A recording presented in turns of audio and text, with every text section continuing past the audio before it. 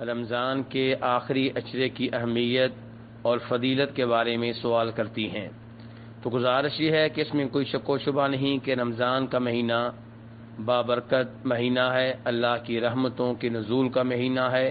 جہنم کی آگ سے آزادی کا مہینہ ہے۔ یہ وہ مہینہ ہے جس مہینے میں سرکش شیطانوں کو جکڑ دیا جاتا ہے، اور اس مہینے میں آوازیں لگائی جاتی ہیں، خیر کے متلاشی آگے بڑھ، نیکیاں کما لے، اور برائی کی تلاش میں نکلنے والے اب تو باز آ جا کہ رمضان کا مقدس مہینہ آ چکا ہے۔ تو اس لیے اس مہینے میں بہت زیادہ اللہ کی عبادت کرنی چاہیے، لیکن رمضان کا جو آخری عشرہ ہے نہایت اہمیت کا حامل ہے۔ اس قدر اہمیت کا حامل ہے کہ ام المؤمنین عائشہ رضی اللہ تعالی عنہا فرماتی ہیں کہ نبی صلی اللہ علیہ وسلم رمضان کے آخری 10 دنوں میں، رمضان کے آخری 10 راتوں میں اپنے گھر والوں کو بیدار رکھتے تھے، رات انہیں سونے نہیں دیتے تھے، اور خود بھی رات بیدار رہتے تھے، اور اپنا لنگوٹ کس لیتے تھے، یعنی کہ عبادت کے لیے مصروف عمل ہو جایا کرتے تھے۔ نبی صلی اللہ علیہ وسلم رمضان کی آخری 10 راتوں میں، 10 دنوں میں اعتکاف کیا کرتے تھے، اور مسجد میں اللہ کی عبادت کے لیے سب دنیاوی امور سے کٹ کر بیٹھ جایا کرتے تھے، اور خوب اللہ کی عبادت کیا کرتے تھے۔ جبریل علیہ السلام کے ساتھ رمضان کے مہینے میں آپ قرآن پاک کا دور کرتے تھے، بلکہ آپ کی زندگی کا جو آخری رمضان ہے اس میں آپ نے جناب جبریل علیہ السلام کے ساتھ قرآن پاک کا دور 2 بار کیا ہے۔ تو اس لیے رمضان کے آخری 10 دنوں میں، 10 راتوں میں خوب قرآن پاک کی تلاوت کی جائے، قرآن پاک کا اہتمام کیا جائے، اور اعتکاف کیا جائے، اور شب قدر کی تلاش کی جائے۔ ہم سب جانتے ہیں کہ شب قدر اس کی بہت زیادہ اہمیت ہے۔ اللہ تعالیٰ فرماتے ہیں انا انزلناہ فی لیلۃ القدر، کہ وہ عظیم رات، جس رات قرآن پاک نازل ہوا وہ شب قدر کی رات ہے۔ پھر اللہ اس کی اہمیت کو واضح کرتے ہوئے کہتے ہیں وما ادراک ما لیلۃ القدر، آپ کو کیا معلوم شب قدر کیا ہے، یعنی کہ شب قدر کی اہمیت کو مخلوقات میں سے کوئی صحیح معنوں میں نہیں پا سکتا۔ پھر اللہ نے کہا لیلۃ القدر خیر من الف شہر، کہ شب قدر 1000 مہینوں سے بہتر ہے، یعنی کہ ایک جانب شب قدر کی رات کی عبادت ہو، اور دوسری جانب 1000 مہینوں کی عبادت ہو، یعنی کہ 83 سال کی عبادت ہو، تو شب قدر کی رات کی عبادت ان 1000 مہینوں کی عبادت سے بہتر ہوگی جن 1000 مہینوں میں شب قدر نہ ہو۔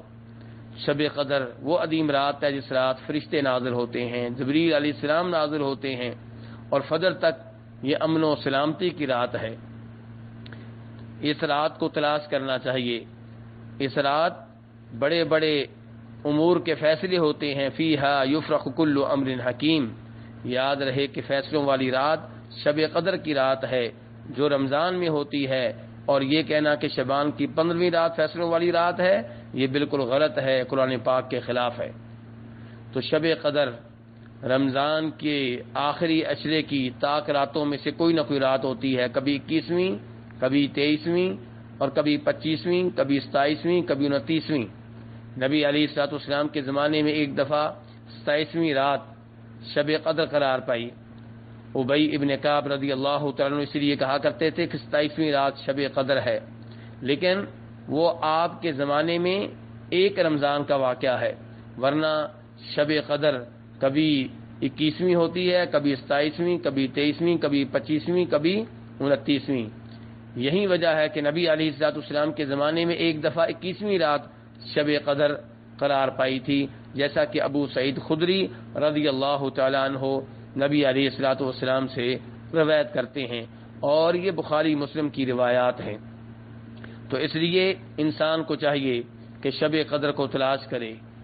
اور اس کا طریقہ یہ ہوگا کہ رمضان کے آخری عشرے کی جتنی طاق راتیں ہیں ان میں بیدار رہا جائے، تلاوت کلام پاک کے لیے، اللہ کے ذکر کے لیے، نفل نماز ادا کرنے کے لیے، اور قرآن پاک کا ترجمہ و تفسیر پڑھنے کے لیے۔ جب آپ 5 کی 5 راتیں اس حالت میں گزاریں گے تو تو یقیناً ان میں سے کوئی نہ کوئی رات شب قدر ہوگی اور آپ اس عظیم فضیلت کو پالیں گے، اور شاید یہی وہ راز ہے جس کی وجہ سے اللہ رب العزت نے شب قدر کی تحدید نہیں فرمائی اور اسے ہم سے مخفی رکھا ہے۔ ام المؤمنین عائشہ رضی اللہ تعالیٰ عنہا نے نبی علیہ الصلوۃ والسلام سے سوال کیا تھا، اے اللہ کے رسول، اگر مجھے شب قدر مل جائے، مجھے پتہ چل جائے کہ یہ رات شب قدر ہے، تو میں کیا سوال کروں، کیا دعا کروں، کیا مانگوں؟